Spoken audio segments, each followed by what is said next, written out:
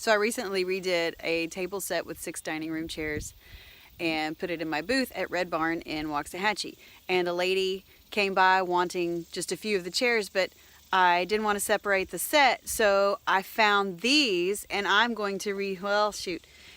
My angles. There we go. Hey, there we go. I'm going to redo them for her in the same exact way that they are in the booth, since they're so similar. So here we go. These chairs are just a little bit dirty, so I'm going to wipe them clean with just a regular old rag that I dipped in some leftover dishwater.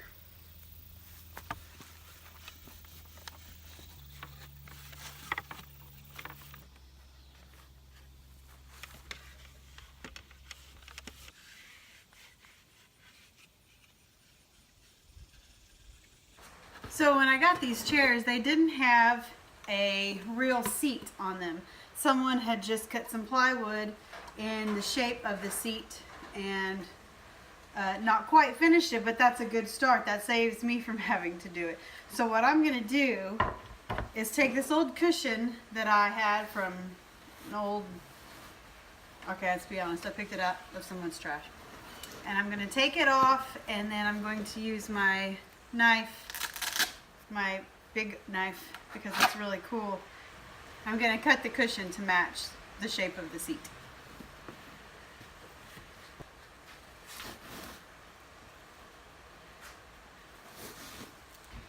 Okay, this is just big enough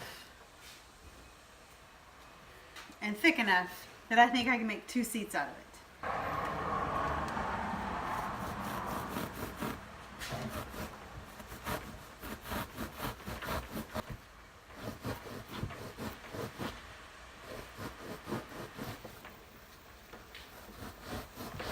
Getting in my hair.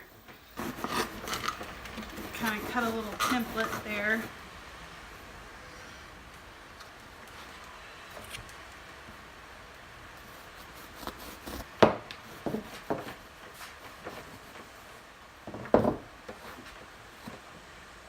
We want to give this cushion a little more room on this side so that when we bring the material up and over, it's not on this harsh edge. So we're going to go out about 1 inch on either side.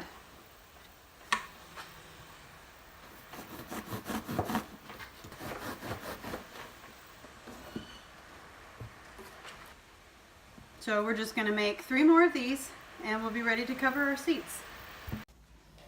Okay, we're going to finish up our chairs by grabbing the plywood that has been pre-cut for each seat. And then the cushion that I took.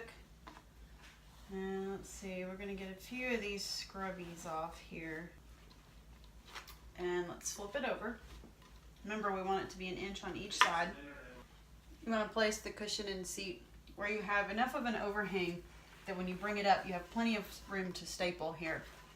You also want to bring this cushion just a little bit over this plywood so that when you're sitting down, you're not having any kind of a hard surface on your legs. So that's why we cut it just a little bit wider. So I'm going to start by bringing this in tight. Actually, I'm going to start by getting my stapler. Okay, now that we have the tools necessary, you can use a pneumatic stapler with your air compressor, but I don't want to, so it's easier if you already have it out and the hose and everything hooked up, but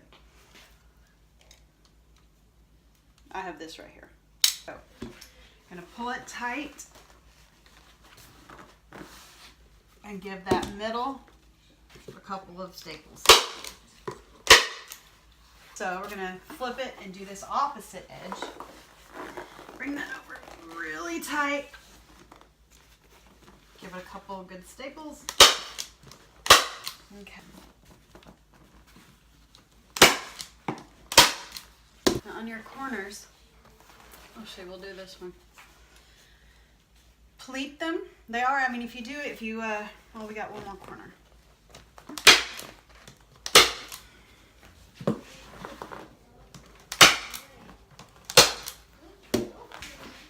Now, you should have your corners all sticking out, almost like a dog ear on each side. And then you're gonna come in, and again, you're gonna grab this, get it in the frame. So you want your ears to look like this, and you're gonna pull that in. It's gonna be like a pleat on either side of your corner. And just pull that in, and give it a couple good staples.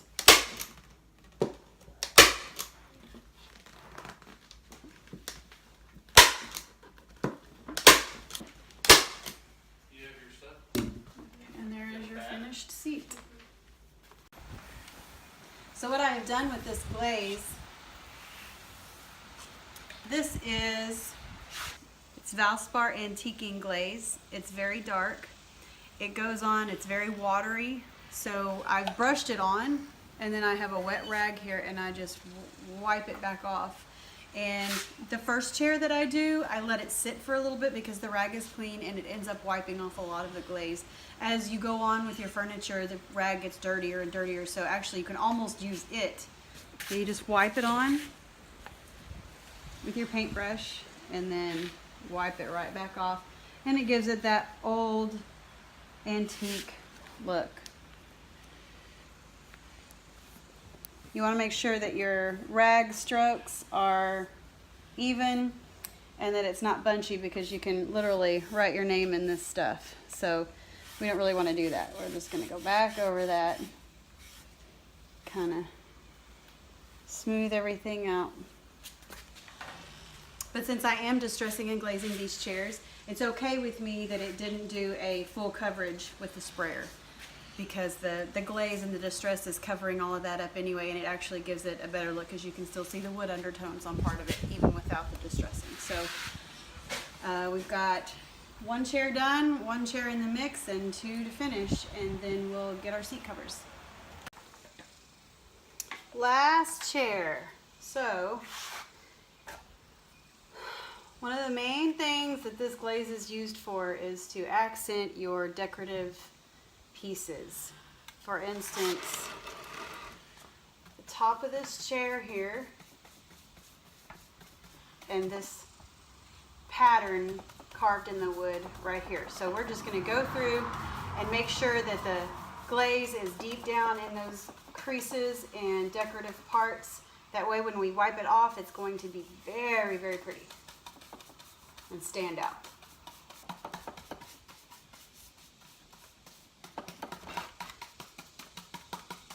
I'm not going to worry about wiping it off because it needs to sit on that paint for just a minute to kind of sink in. That way when we wipe it, it doesn't wipe off completely.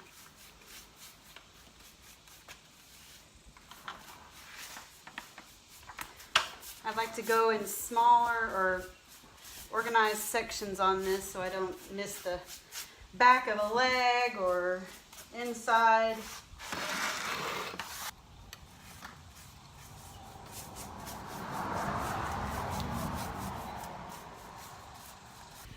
We are ready to wipe off this front part. We want it to stay in those creased parts, so we're not going to go in there and grab it and bring it back out. Just going to wipe over. Watch out for your brush strokes or your rag strokes.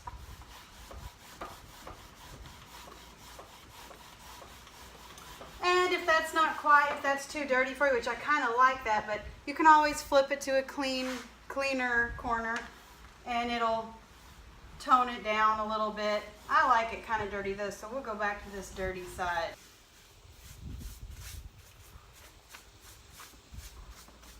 On this back part right here, you cannot get a continuous line from here all the way down because you have your cross boards. So we're going to come up on that half of it and wipe up underneath on both sides. Come up, kind of wipe underneath. That gives you that continuous look. We're going to do the same right here on both sides. Come up under that cross board. All right, and the same on the top there. Then on this half of it, wipe it all the way down. And I missed on that one. Let's see.